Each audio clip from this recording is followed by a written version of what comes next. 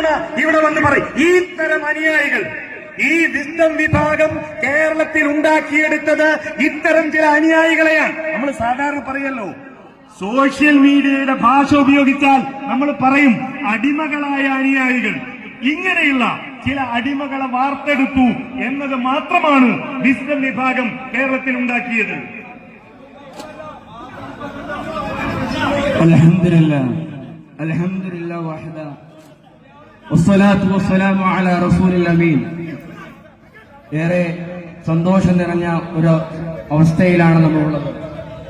ലാ ഇലാഹ ഇല്ലല്ലാഹ് എന്ന കലിമത്ത് തൗഹീദ് പറയാൻ പോലും ധൈര്യമില്ലാത്ത രീതിയിലേക്ക് സമൂഹം മാറി. എനിക്ക് വിശുദ്ധ ഖുർആനിൽ ഒരു ആയത്ത് ഓർമ്മ വരികയാണ്. സൂറത്ത് അഹ്കാഫിൽ അല്ലാഹു സുബ്ഹാനഹു വ തആല പറഞ്ഞതുപോലെ ഇന്നല്ലദീന ഖാലൂ റബ്ബുനല്ലാഹ് സുമ്മ ഇസ്തഖാമൂ വലാ ഖൗഫുൻ